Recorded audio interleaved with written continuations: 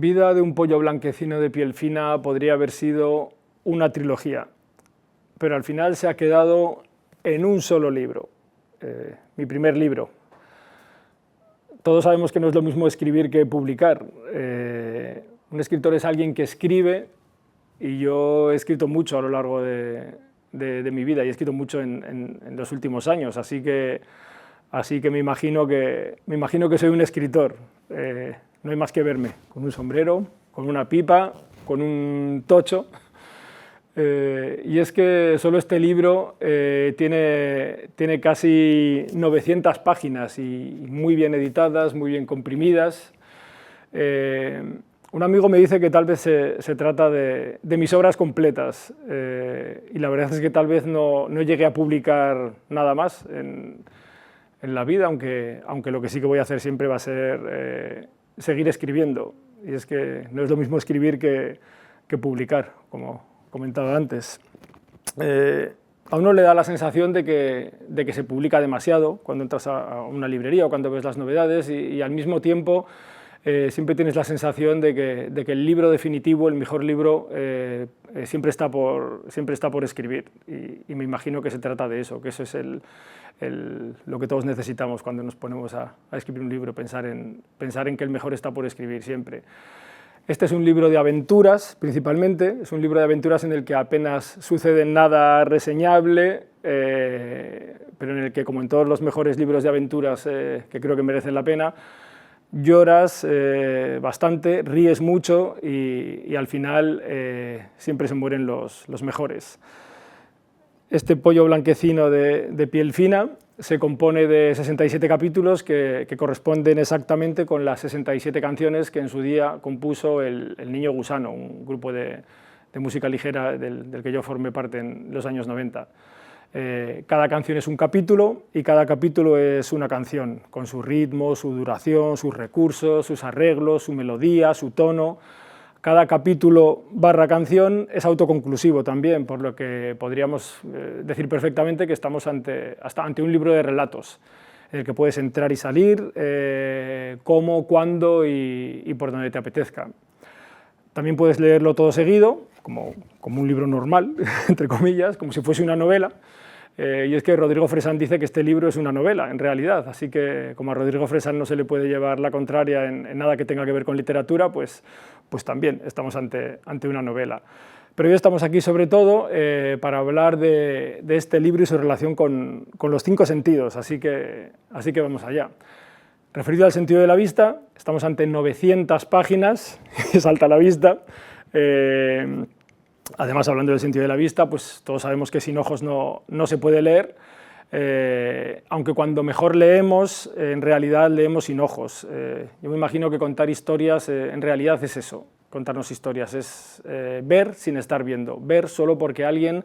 te lo está contando, te lo está narrando o ha escrito algo que tú lo estás viendo sin verlo realmente, o sin verlo exactamente.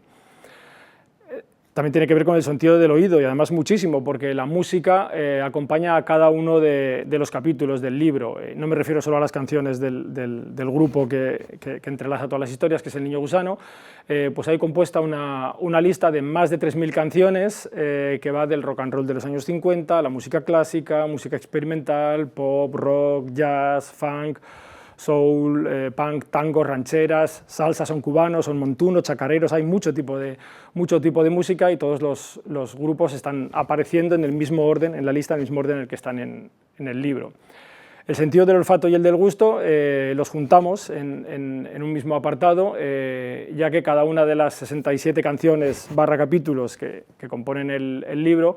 va acompañada no solo de un color, sino también de un plato, de un alimento recomendado. A veces se trata de un menú completo, a veces se trata solo de un aroma o de un sabor, y muchas veces maridando con un tipo de vino, muchas veces con uno de esos vinos tintos, sobre todo garnachas de Aragón, que yo creo personalmente que actualmente se encuentran entre los mejores vinos del mundo.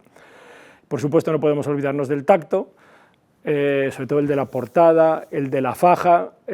pues todos los materiales con los que está compuesto este libro son de las mejores calidades, está muy bien diseñado y es uno de los méritos, como casi todas las cosas buenas que tiene este libro, mérito de Víctor Gomollón, el editor de Jekyll and Jill, que es el mejor editor del mundo para mí y que es el responsable de esta fantástica, creo que fantástica edición. Nos detenemos en la faja, antes de concluir, porque según hemos sabido no existe ninguna faja igual de grande en la historia, por lo menos reciente, de la edición en España. Además estamos ante una mega antifaja, que era una de las ideas primeras que teníamos al respecto, porque aunque todas las críticas que aparecen en toda esta parte más visible son malas, y es que no se estarán de acuerdo conmigo, pero ¿acaso no estamos todos cansados de leer en las fajas promocionales frases del tipo «el libro del año es imprescindible, no te lo puedes perder»? Pues nos hacía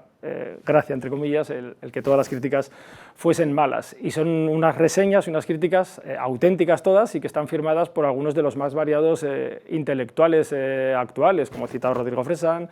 Irene Vallejo, Marta Sanz, Agustín Fernández Mayo, Laura Fernández, Edurne Portela, con José Ovejero, Elisa Victoria, Lucía Ligmaer, Paco Roca, Joaquín Reyes, Laura Barrachina, Miki Otero, músicos como Nacho Vegas, Dos Planetas, Juan Gómez Jurado, Rodrigo Cortés, Aloma Rodríguez. O sea, hay muchísima gente que avala para mal este pollo blanquecino. Como decía, que todas son auténticas, todas estas malas críticas, o sea que algo malo y tal vez algo bueno tendrá el libro. Como auténtico es también este sombrero mallorquín que me regaló en su día el hijo de Robert Graves, aunque esta parte tal vez la soñé, o esta pipa que me convierte en escritor, que es cortesía de Outsider Comics, unos complementos estos que me vienen de maravilla para no tomarme demasiado en serio, porque si te editan un libro de casi 900 páginas, yo creo que lo que nunca debes hacer es tomarte demasiado en serio. A la hora de escribir sí que debes hacerlo, es todo lo contrario, debes tomar muy en serio ese acto, el acto de la escritura, ese impulso, ese río, que si tienes suerte y lo haces bien, tal vez, y le dedicas muchas horas, tal vez se convierta en algo que pueda parecerse a la literatura. Pero una vez que publicas, creo que es necesario también pues, desdramatizar un poco, aunque les invito totalmente a que vean y ojeen este libro. Nunca ha sido lo mismo escribir que publicar, ya lo comentábamos al principio, y tal vez esa pues, sea la única lección que saquemos hoy, lo único que nos quede en claro.